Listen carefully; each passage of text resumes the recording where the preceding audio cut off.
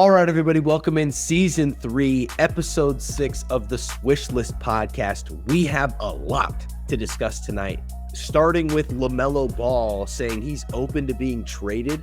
What is happening in Charlotte? We're going to talk about some NBA rule changes that we think should happen. I owe an apology to Austin Reeves. Who are the most all-star ready role players in the game right now? Does anybody care about the NBA Cup? Cooper Flagg goes for 35. Jalen Brown's balling, but the Celtics keep losing. How would D Wade be in today's NBA? We got 5 levels we're going to discuss. And LeBron talking about how Jokic is the most complete player he's ever played against. Do we agree? We have another, I know y'all forgot about a couple hidden players. We'll talk to you about at the end of the episode. There is so much to cover, Roman, but we are going to start in Charlotte. I know this is probably a first on the pod, but tonight, LaMelo Ball just announced that he is open to being traded. He is increasingly frustrated with the Hornets front office. Roman, what is going on in Charlotte right now? I watched their game versus the Raptors. Hornets were competing the entire time. It was a great game. They weren't competing because of LaMelo Ball, though. They were competing because of Inconsistencies. That's why they were in this game. And it showed up towards the end of the game. Who got benched towards the end of the fourth and who didn't play in overtime? LaMelo Ball. Just on the bench, him and Brandon Miller, just talking to each other as Colin Sexton and Con Canup will keep them in the game. It's the reason. It truly is. And I remember, what was it, a few weeks ago that LaMelo was saying that he loves Charlotte, that he's not going anywhere, that this is where he wants to be. But as more time goes on, you start to see that this guy's a liability on the defensive end. He's going to give you some stats on offensive end. He is shooting terribly this season. Absolutely awful. You're probably pulling up the stats right now. Go ahead and take over with the stats. LaMelo is shooting under 38% from the field. That's not his three-point shooting percentage. That's his field goal percentage. From three, he's shooting 28%. So he really has not been able to get going. Slow start to the season for sure. You can't have that. From a starting point guard who's supposed to be your leading scorer and your leader, we know LaMelo can dish the ball out. He's a great facilitator. But the shots that he takes in game, it's not even like just a slump or anything like that. It's not good quality shots, and that's the reason that the dude gets benched as the starting point guard for a rookie. They're setting up plays for Con Canup to take the game-tying shot, the game-winning shot. And he's performing. And I think it's just we don't need LaMelo to be in a game. The Raptors have been great this season, and the Hornets have not been. And the moment LaMelo comes out of the game, they win a thriller in overtime. So I think from LaMelo's standpoint, it's kind of like, okay, he kind of realizes what's going on. The team knows what's going on. He's got to get up out of there. Okay, so listen. So Con this season, he's not afraid of anybody. This guy's not afraid to shoot the ball either. He's averaging almost 8.5 3-point attempts this year, hitting 3.5 of those, shooting 41% from three. He's scoring over 18 a game as a rookie. Like he's been solid. You just say that LaMelo Ball isn't even leading the team in points either. No, he's shooting 40. He's shooting 47% from the field as a rookie in Charlotte, playing well. Now, listen, I believe that the Toronto Raptors are fool's gold a little bit. I'm not really surprised if there's a team that you're going to beat. They're not actually a top team. They're just playing well right now. But Con, he's just stamping this as his team. He has taken it from LaMelo. He's literally just grabbed the title and said, "This is my team now." In his what were we? 3 months into his rookie season? This is crazy. I mean, it wasn't much of a challenge. LaMelo's cool for the NBA. He's a very flashy guy, but Charlotte is a poverty franchise. Has been ever since he got there. It's just time. Time. He's big on TikTok, but he has not been big time in the NBA. So here's my question to you then. With LaMelo Ball announcing that he's open to being traded, what are the top LaMelo destinations in the NBA right now? Nowhere. First option. Wow. What team is going to want him? He's a liability on the defensive end. He's shooting under 30% from the three-point line. First option, nowhere. Now let's think of some teams. Okay, I'm going to throw a couple teams out there. I don't know how you feel about them. I don't have the trade details. I'm just curious if you feel like there's a fit because these teams have struggled and they may be looking for a change. That's all that this is. Okay, so I've got the Mavericks, who are short a point guard right now. D'Lo's there, and he doesn't play. Kind of a similar story to me. I would not like that option. Okay. The Clippers. The Clippers are going to clipper. Okay. Would the Could be Clippers good be to get some interested? youth. Some Maybe sort of youth on their franchise. maybe Charlotte gives them a pick to take LaMelo. You never know. Well, that one's good too because then he's got mentors in James Harden and Chris Paul. Are they the only team? Is that it? I mean, who are our veteran point guards in the NBA? Because a contender doesn't want him. A contender does not need him. Okay. Portland? Who's on the fringe that would take him? Phoenix? Phoenix is doing okay this year, They're the 7 seed. which is overperforming for them. That is overperforming. I'm trying to find a name. Memphis, maybe they want to get off John Morant. They'll take LaMelo. What an interesting trade that would be. Oh, neither team. It's a net negative. If you're the Heat, would you make a call? Would you take a call?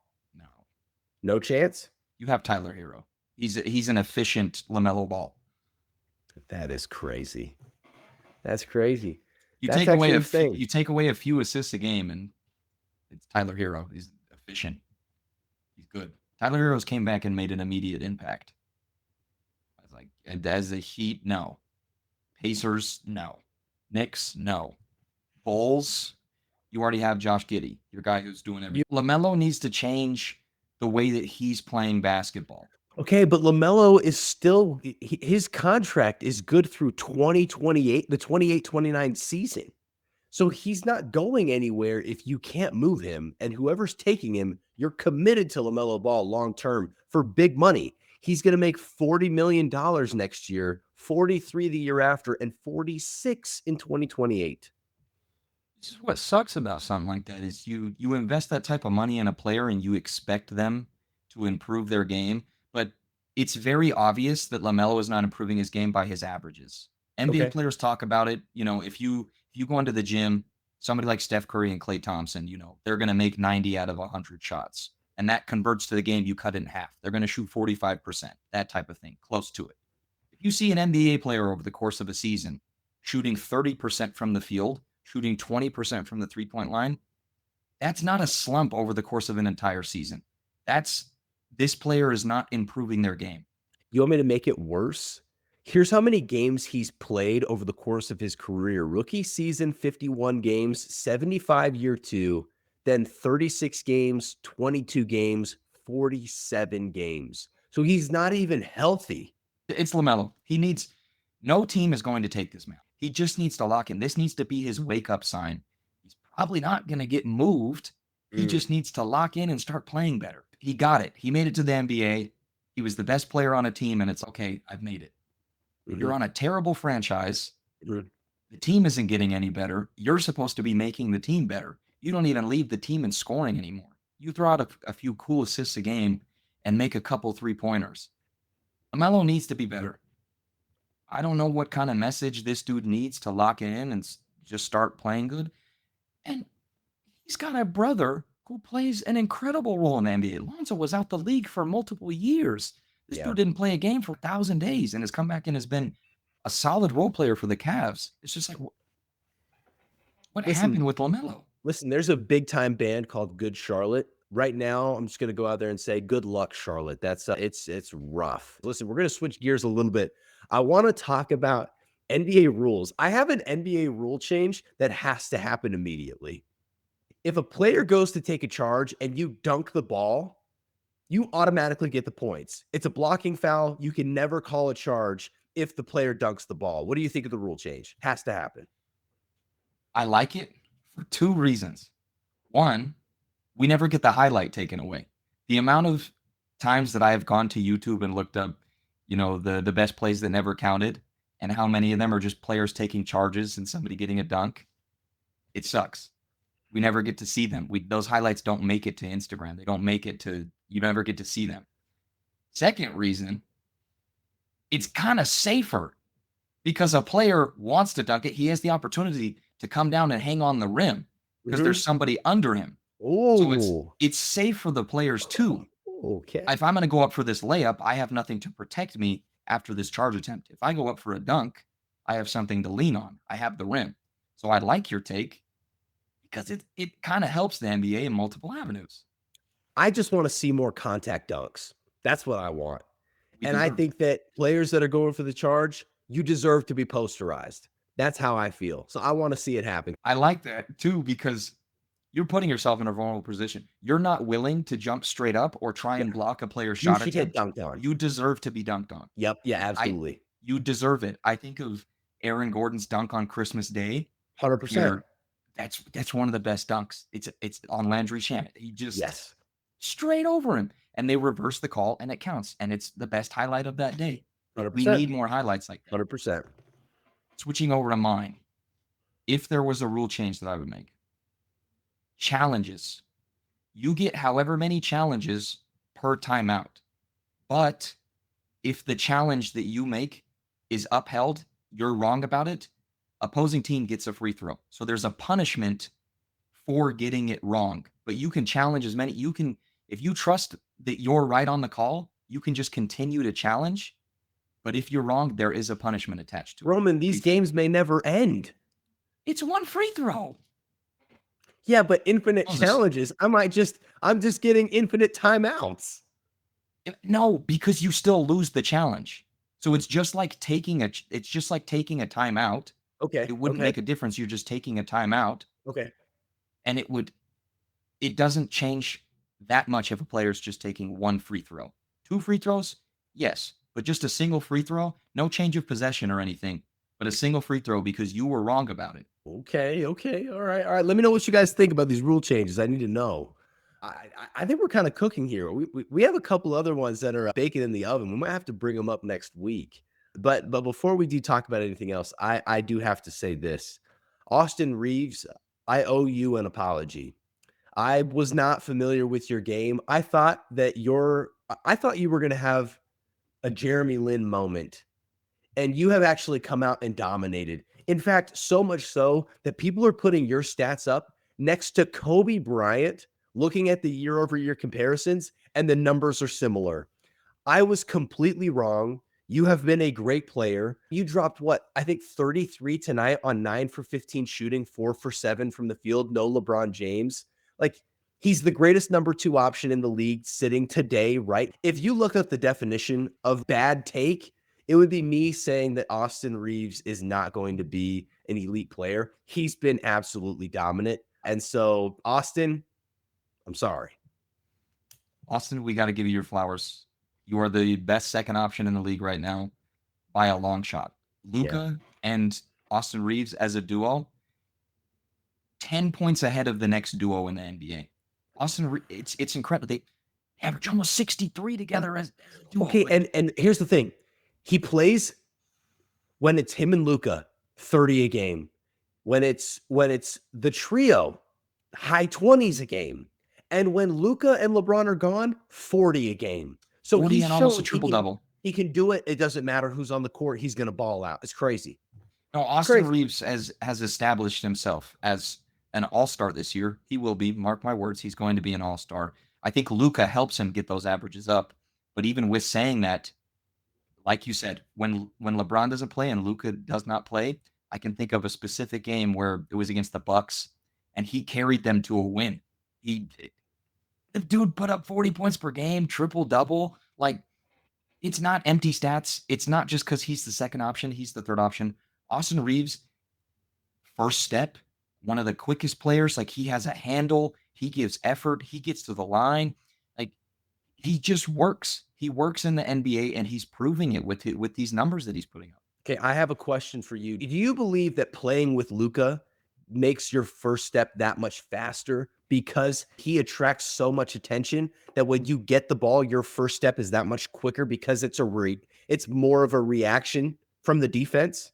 It puts confidence in you as a player. It happened against the Clippers. The very opening possession, Luka gets the tip. He hasn't even passed half court. He gets double teamed immediately. He passes it to Austin Reeves, hits a 3-pointer. Actually, it was against the Mavericks. Luka gets double teamed right off the tip. He hasn't even passed half court. Passes it to Austin Reeves, and he hits a 3-pointer. Like, the options that open up, people talk about triple threat as a basketball player. Imagine how much simpler it is to make a decision in triple threat if a guy is an extra 3 feet away because he's worried about Luka Doncic. Your options just open up. And a player like Austin Reeves, who is extremely quick, the freedom is insane. Everybody's looking at Luka because they know Luka's going to go for 35. He's going to have the beautiful steps back. You can't Absolutely. not watch Luka. So as much as he knows that he's the second option, the opportunity for him to score 30 points is still available because of the type of player that Luka is. Because Luka wants to initiate offense, not just by him scoring, but he's a willing passer when he gets double teamed. That's what makes it so fun to watch the Lakers, because the confidence just rolls out between these players and it gives Austin Reeves the opportunity to shine. Okay, so what is more surprising right now? The fact that the Knicks are the 2 seed and no one's talking about them, or that the Lakers are the 2 seed in the West? In the Wild West, the Lakers are the 2 seed. It's kind of unbelievable because going into it, the Rockets were predicted to be way higher than them. Definitely. And the Rockets are fumbling between, that 3 and 4 spot right now. And the Lakers, it's like, it doesn't matter who's out, because if Luka's going to be out, Austin Reeves is going to put up 35. If LeBron's not playing, well, we did this through the first 12 games. It's no big issue. And with the Knicks had a slower start, but it's slowly starting to average out because, your few teams that had bad schedules for a couple weeks are actually starting to play good teams, like the Knicks manhandling the Raptors tonight. Oh, yeah. Almost 40. And it's starting to average out. So if I had to pick one, the bigger surprise, probably the Knicks. The Knicks just aren't being talked about because it's sort of expected them to be a higher seed out there in the East. So I give it to the Knicks. It's still New York. They're 7-3 in their last 10. They've won 4 straight. But then you look at the Lakers, they're 8-2 in their last 10. They've won 6 in a row. Like, the Lakers are electric, man. It's how do you not talk about them? If you're an LA fan, you're so happy. It's LA versus New York. LA is it's producing bigger stories. Like, what's a new story coming out of New York that we haven't seen before? I mean, you're talking about OG being the most efficient corner 3-point shooter in the league. Beyond that, I don't know what else you've got. Well, I mean, this is the thing. The Lakers have the polarizing players. With the Knicks, it's you're going to get the nice footwork from Jalen Brunson. He's going to launch a nice couple step back 3-pointers. OG's going to be your corner specialist. Nobody says anything about Cat until the playoffs. No. Yeah. Cat's having an incredible season. Mikal Bridges is doing his thing again. He's like Suns Mikal Bridges that went to the finals. He's playing incredible, but it's just there's nothing new about this team besides Jordan Clarkson coming off the bench. Just the Knicks. Okay, so I'm curious, right? Looking at the guy, Austin Reeves has already cemented himself. He's going to be an all-star this year. We know this. This is a question that came in from one of our listeners. He was curious. Who is the most all-star ready role player in the NBA right now? I'll give you my pick, and then I want to hear yours. Mine's Jalen Johnson in Atlanta. He just dropped a 40 ball tonight in double overtime. Big time win over the Philadelphia 76ers. He's been playing incredibly well, especially with Trae Young being out. If you're the Atlanta Hawks and you're looking at Trae Young and what does the future look like with that player, you've got Jalen Johnson. He might just be your next guy. He might be an all-star. If you commit to him long-term, is there something there in Atlanta? Well, how can you not? The Hawks start was bad. And who was playing? Trae Young. They had a mediocre start. And you can put that to chemistry. You can put it to whatever you want. But Trae Young goes down with an injury, and the Hawks just continue to move up the standings. 7-3 in their last 10 games. Yeah. And who's playing the point guard? Nickeil Alexander-Walker. He's their one. And you got Dyson Daniels at the 2. It's almost perfect. And Nickeil is playing great. He is putting up incredible numbers. Dyson Daniels is still Dyson Daniels, but as a leader, Jalen Johnson is doing it. He has a bad game every once in a while, but we've seen the statistics year after year. Jalen Johnson gets better. Like, he was 20-point per game scorer last year.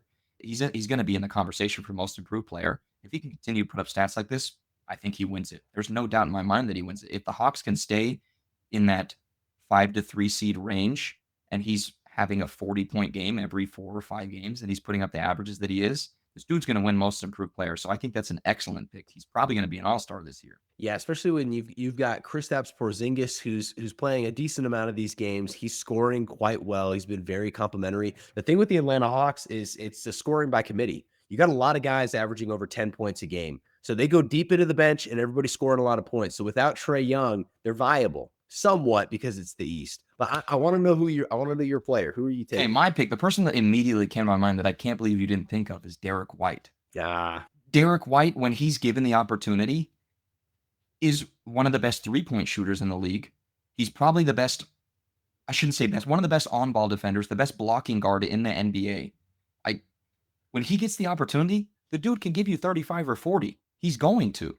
If Jalen Brown wasn't there, Peyton Pritchard and Derek White would be that 1A, 1B option on that team. But Yeah. Derek White, I think if you move him back if he never left the Spurs, I think Derek White would have turned into an all-star.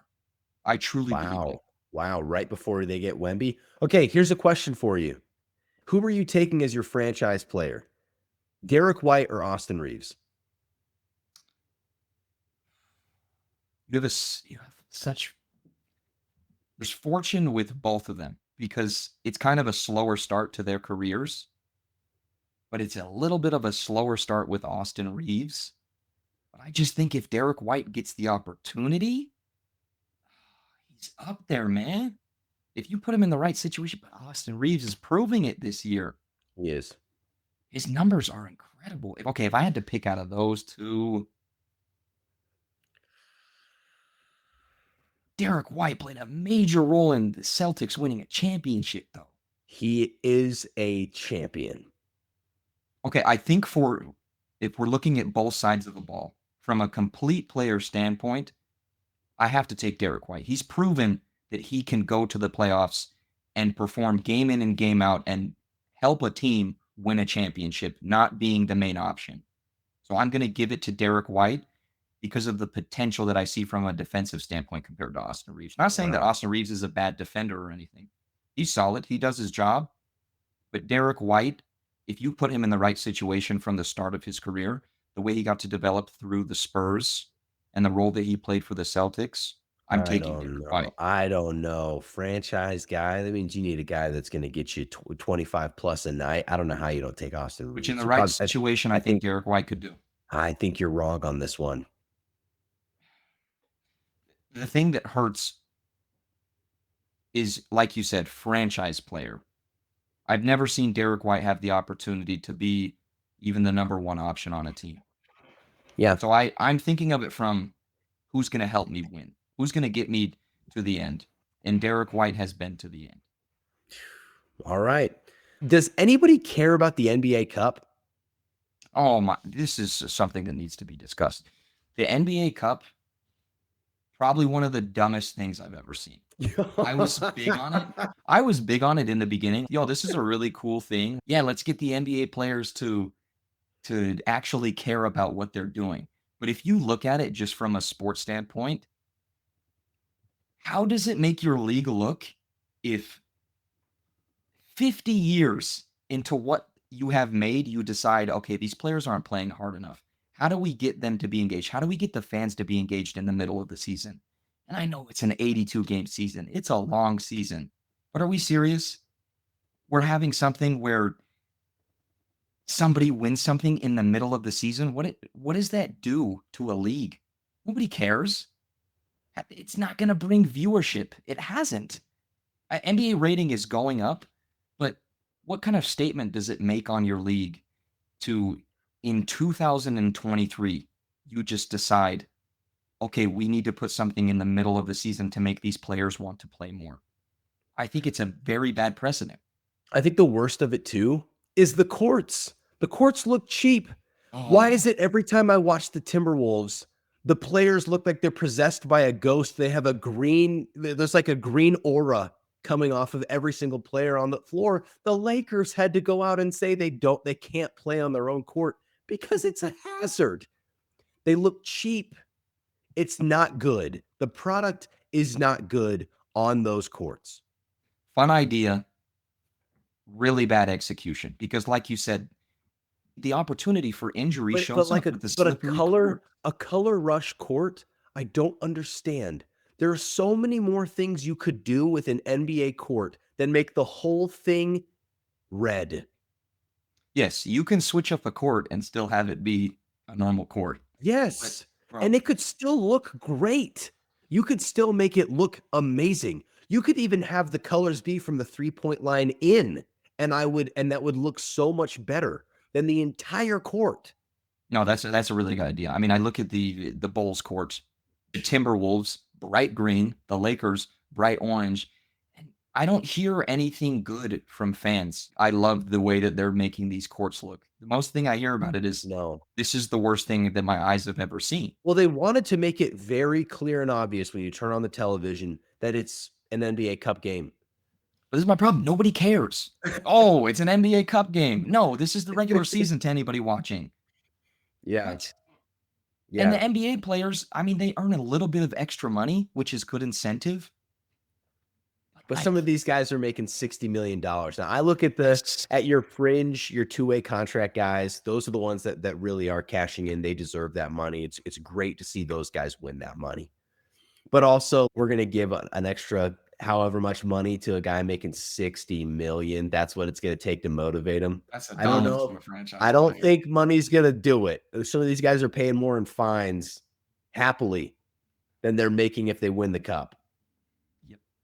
It's not going to come from an NBA Cup. That's not what's going to motivate your players. A couple other things I want to talk about. There's some players that are just having some breakout performances. They've had good starts to the season. Norman Powell's been a bucket.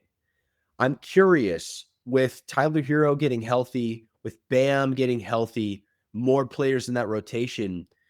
What's going to happen with Norman Powell? He's still new to that team this season. Do we feel like Norman's going to be able to maintain this, or are we going to see a drop off a little bit here? I think Norman will be able to maintain his level of play because we've seen this with another team that he just left. He was the third option to James Harden and Kawhi Leonard, and he averaged 20 points per game. Very close to being an all-star for that team last year. So Bam's not a scorer like a Kawhi Leonard. He's not a scorer like a James Harden. I would expect his averages to stay exactly the same. Him and Tyler Wow. Hero can just do their thing, but it's Norman Powell. He's been doing this for years now. That man is a champion. I don't think this hurts his confidence at all. I don't think he changes up his style of play, and I'm sure the Heat aren't telling him to change up his style of play. Let Tyler Hero do his thing, but Norman Powell has been in this role before. He knows how to be a second option, a third option, and still go get his points. He can shoot a pull-up three, but if you give it to him you throw him a bomb, 5 seconds on the clock, he's going to create something. Norman Powell is going to do his job, and I truly believe that his stats aren't going to change. And I think that we should watch out for the Heat in the East. He's just been a quality player. I look back at his Toronto days, quality player when he was in Toronto, quality player with the Clippers, and bringing it again for the Miami Heat. What a great guy. The type of player you want on your roster for sure. So Cooper Flagg drops 35 on the Clippers. Physical game because the Clippers are fighting for their life right now. Is Cooper Flagg tired of hearing about that guy in Charlotte, that guy in San Antonio as rookie of the year? What can we expect from Cooper Flagg after a performance like this? This is a major confidence boost for the young man, especially to go up to get against a bunch of vets on that Clippers team. He's attacking the rim at Zubats. Kawhi Leonard's defending him at some parts of the game. Like this is his moment of, okay, I can do this. And it's scary for a player of his age. Only person that's ever done this at his age, LeBron James. Make no mistake, we need to watch out for Cooper Flagg in the coming years. Obviously, this year, probably going to be nothing. But this is an 18-year-old who's dropping 35 points, guys. Like this is not normal. So you give him a few years. As soon as he hits 2021, I think it could be scary. But like you said, in terms of rookie of the year conversation, not a lot of rookies doing that. So major confidence boost for him. And I think we see his numbers start to rise. He's going to be attacking the rim a lot more. He got a nice poster against the Clippers. I think we see a lot more of an aggressive Cooper Flagg throughout the rest of the season. I'm looking at Cooper Flagg in his last 5 games, had a 29-point performance, then back to his averages, mid-teens, then a 35-point performance. He's showing the signs that he's capable of these games, but it's going to take time for him to find himself to be able to produce every single night. So if you're the Dallas Mavericks or you're a Mavericks fan, you got to be excited about Cooper Flagg and what he's and the product that he's giving you, especially with Anthony Davis playing, not playing, playing, not playing. Lots of guys being in and out. Klay Thompson's found his three-pointer as of late, which has been really, really nice for that team. So I'm happy for Cooper Flagg, man. Keep balling out. We love it. You have a future. Yeah. You got a future, number 1 pick. You got a future.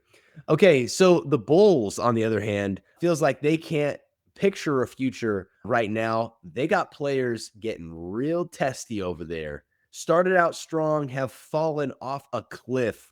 What can we expect out of Chicago? Do they bounce back? It's going to go one of two ways. You either see, okay, we know how we started the season. Let's get back to that, and it actually works, or it completely backfires, and the confidence that they had through 5 games continues to stay, and they perform mediocre and get really happy over a bad win. We saw it with Vukovich after they barely beat a bad team, and I can't remember who was in the background trying to cheer him up. You just hit it like a game winner. You just had an incredible game, like cheer up. And this is a guy who's been in the league for 12 plus years, and we just won by 1 point. We've lost. It was the Wizards. They beat the Wizards. Okay, it was the Wizards. Yeah. So probably one of the worst franchises that you could beat by 1 point. Correct. Worst team in the league.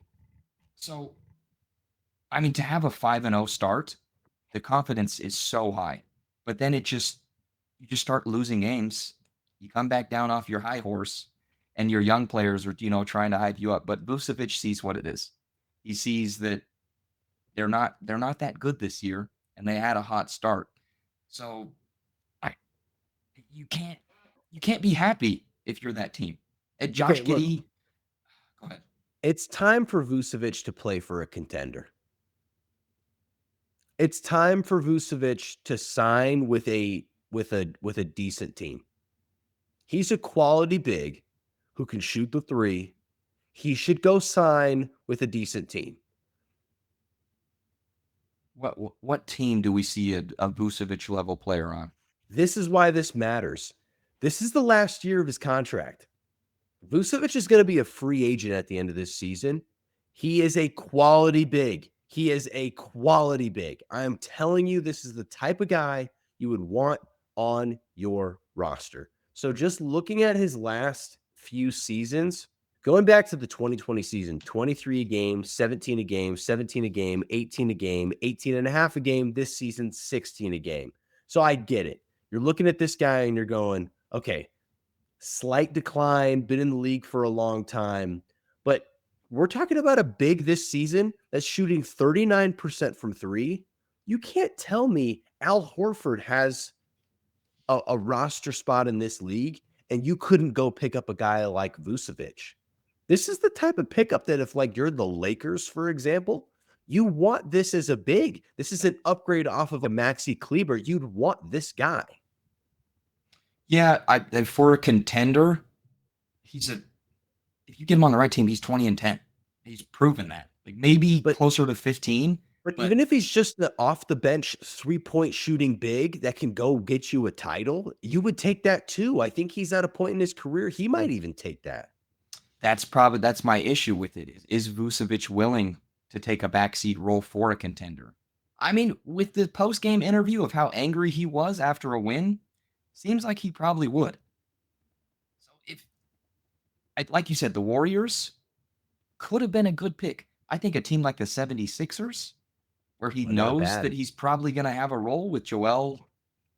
Hey, we don't know his timeline for Joel. He was drafted by Philadelphia originally. It'd be a return. And that was the 2011 draft. And Philly is notorious for bringing players back later in their careers. They are. It hasn't worked, but you are missing some big man shooting because your starter is Drummond right now. Yeah, no. Yeah. Philly could be interesting. Like you said, Warriors, he would have been an upgraded Al Horford. Probably not as much on the defensive end, but Vucevic is a good defender. Yeah, it just kind of hurts because this guy's been a 20-10 guy for 10 years now. And it just sucks that half of it was Orlando, half of it was for the Bulls. Just never really got his opportunity. Now, a guy that is playing incredibly well, Jalen Brown, he's shown that he can put up number one option numbers, but the Celtics have not been great or consistent throughout this season. It takes lights out performances for them to barely squeak out wins, and they're still getting beat by my guy, Anthony Edwards. What's going on with the Celtics? How are you feeling about them? No, it's exactly what we predicted. Yeah. We knew that Jalen Brown is the number one option. I mean, this man won finals MVP. Probably should have gone to JT, but he can be a number one option, and he's proven that. But he doesn't have JT. It's just proving how important JT is to the operation. He's obviously going to put up those stats, but the Celtics are just going to be a mid-tier team. Peyton Pritchard will randomly give you 40 a game. Derek White will randomly give you a 40-point game. But Jalen Brown's going to be your 30-point per game guy who's going to give you a triple-double. But Celtics aren't good. They're missing their major piece. I do not believe that Jalen Brown as a number one option is going to create a title contending team. You have to have a guy like Jason Tatum. But this is the only thing I will say in his defense. Jason Tatum, if you look at the cap, takes up a lot of salary that is not on the court. So even though Jalen Brown is getting the chance to be the number one guy, there is a major part of the salary that is not on the floor. That money could have been invested in players that would have been playing around him, that would have created a better roster, maybe giving them a chance at a better season. So even though I don't believe that him as a number one option is going to generate a top four team in the East, I do have to say that they have a lot of money that's tied up in a player that's doing commercials for coach because he can't play due to an injury. And I think that's fair. That's definitely fair because we talked about this at the beginning of the season. You have to decide who you're going to start at the power forward. Is it going to be Xavier Tillman? Is it going to be Sam Hauser? Minot's been starting a few games. Kata's been great this season. Let's give props to him. Kata has been an incredible starter for them, like putting up great numbers. But like you said, money matters. And so much of their money is going to Jason Tatum. And if you give Jalen Brown more help around himself, obviously it's going to help. So. Yeah, $54 million worth of more help, just to be exact. Just to be exact. Okay. All right, Moses. How would prime Dwyane Wade do in today's NBA? We have 5 levels. First level we have Tyler Hero. Dwyane Wade. What? No question. Yeah, he owns that franchise for sure. D Wade. Level 2, Jamal Murray. D Wade. D Wade. D Wade. Just go look at his playoff run in 06. This man has more dunks as like a 6'3" and as a 6'4" and under player than anybody else in the league. With more floor spacing now than before, he's dunking on everybody. I'd take D Wade. That's a fact. Level 3, Tyrese Maxey. Dwyane Wade. Maxey has a ton of upside, but I get the totality of a career versus Maxey, who's still on the rise, even though he's been amazing this season. I'm still going to take D Wade here. Okay. Level 4, Jalen Brown. This gets a little bit interesting for me, just because I respect what Jalen Brown did when he won his title, when he won that finals MVP. I do respect him as a player, but I'm going to take D Wade here as well. I think prime, you have to look at accolades over a career for D Wade. Number one option, D Wade, a dominant player, especially prior to the knee surgeries. I'm taking D Wade. Okay. Level 5, Anthony Edwards. In today's NBA, okay, this actually really is a conversation. This truly is a conversation. Anthony Edwards has taken the Timberwolves to 2 conference finals in the West, which is like the greatest thing that franchise has ever seen. The Timberwolves fan, what you got? Shoot. They're going to love this one. Okay. Okay. But Ant can shoot the three. Hold on. And it's prime. It's prime. That's the issue. That's why Jalen Brown is the 4 option, because I feel like in your prime you're taking Ant over Jalen Brown. Ant is still adding pieces to his game. I know it's hard. We may not have seen Ant's prime yet. Wade's playoff run in 06 though, man, was averaging 35 a game. We have to be honest though. If we're comparing year 6 versus year 6, Wade averaged 30 a game. He was third in MVP voting. A scoring champion, Wade. I think the back half of Ant's career will be better than the back half of D Wade's career. But with that being said, based on what we've seen from Ant so far, I'm going to take Dwyane Wade, but this is very close. Hey, y'all. This is a Timberwolves fan saying this right now, by the way. So that's high praise to D Wade. This is very close. Look, man, Anthony Edwards took down Jokic. He did. Like, He did. Coming off the championship, they had the full team that that they ran back, other than, some of the bench guys. But I don't feel great about this. A part of me really does want to take Anthony Edwards. It's actually really difficult. The issue is that we have a sample of D Wade, a full prime year of him getting to the end. Like 06 D Wade is not talked about enough. Well, and you're talking about a guy who had won a championship already, was scoring 30 a game, third in MVP voting. Ant is not even top 5 in MVP voting this year. And it's not that MVP is the only thing that gives you that reward, but it shows the amount of respect that he's getting right now.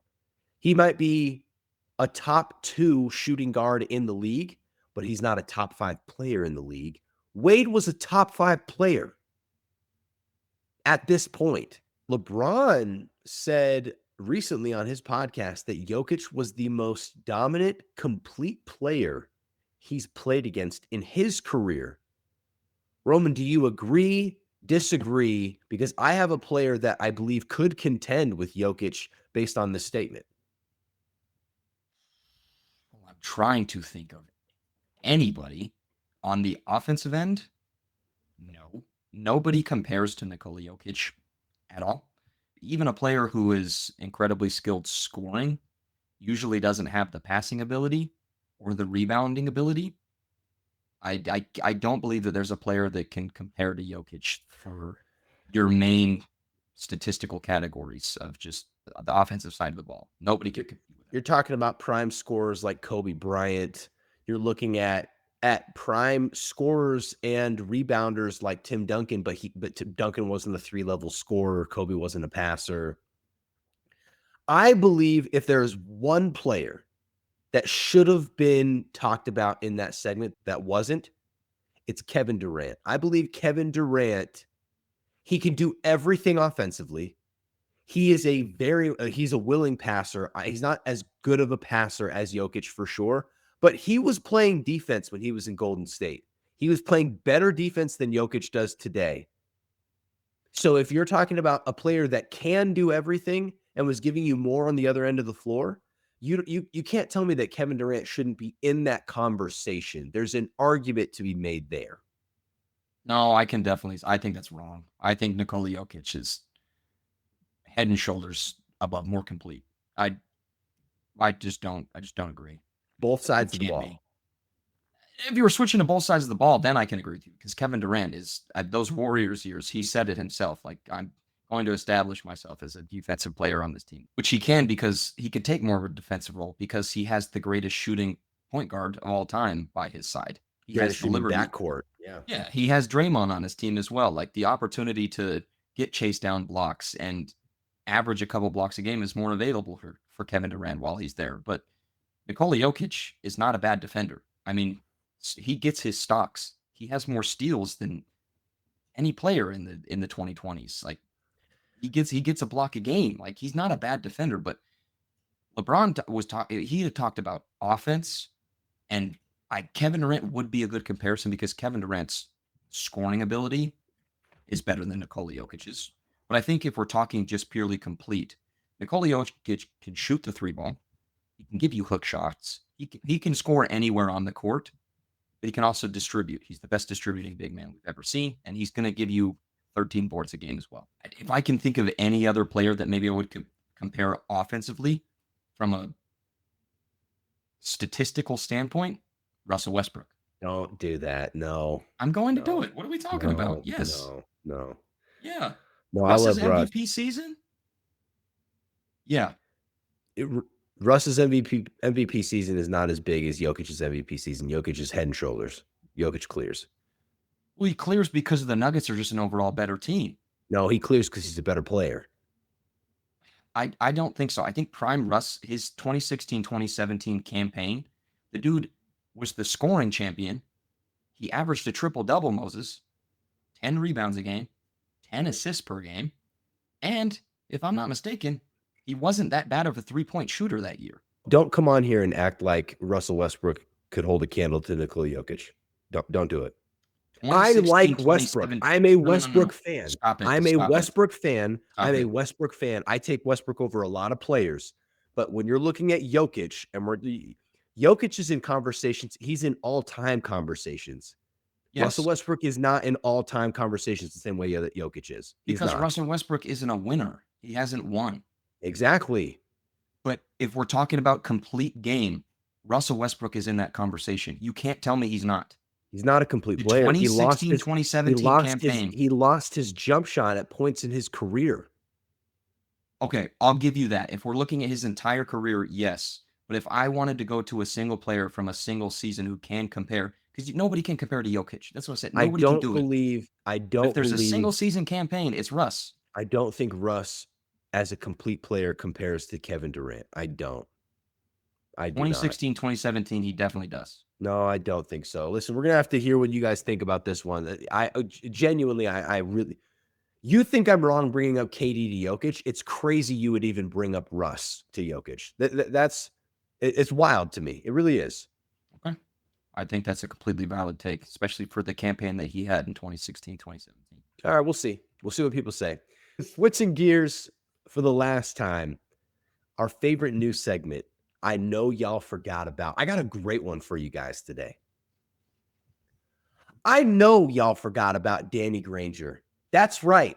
25.8 points per game in 09, Danny Granger. 20-point-a-game scorer who opened the door for the Pacers to become a legitimate franchise. Paul George, Lance Stevenson, Roy Hibbert, all of these names were built off of the back of Danny Granger. 3-point savant, Danny Granger. Shooting them in LeBron's face, Danny Granger. Contending with the Miami Heat, Danny Granger. If he doesn't get hurt that 2012 season, the Pacers might just beat the Miami Heat, Danny Granger. This guy was awesome. He was a KD-like scorer with pull-ups, step-backs, spot shots. He was smooth, all-star games, a two-way player, mind you, was willing to show up on the defensive end. A career cut short due to knee injuries. Danny Granger. He don't get the credit that he deserves for what he did for that Pacers franchise. If he doesn't get hurt in those early Pacers seasons with Paul George, we truly might see that team competing for a championship. Like they may get past the Heat if they have Danny Granger. This man gets disrespected for his early days in the early 2010s. Dude was putting up 25 a game. Bro, he was a legit 6'9", 40% from the three in the mid 2010s when that wasn't even the thing. Like he was the real deal. He was serious business. For mine, I got a fun one because there's two eras that I think of for this player. I know y'all forgot about Anthony Morrow. That man was goated. I think of him early Warriors days, his first 2 years, he's just a young guy trying to get into the league, undrafted, what might I add, putting up 10 points a game. His early Warriors days are so fun. I mean, this dude shot 40% from the three-point line on his career. And then the next era that I think of for Anthony Morrow is that short stint that he had with OKC in 2016, where you just knew the guy was going to hit a couple couple threes per game. Kevin Durant, Russell Westbrook having incredible games. But who's going to be their go-to guy from the three-point line? Who is one of the best three-point shooters that year? Anthony Morrow. I know y'all forgot about him. What a great pick, Roman. This was a fun episode. I appreciate it. We're going to continue to produce content every single week throughout the entire NBA season. We are on Instagram, TikTok, YouTube, Facebook, Twitter.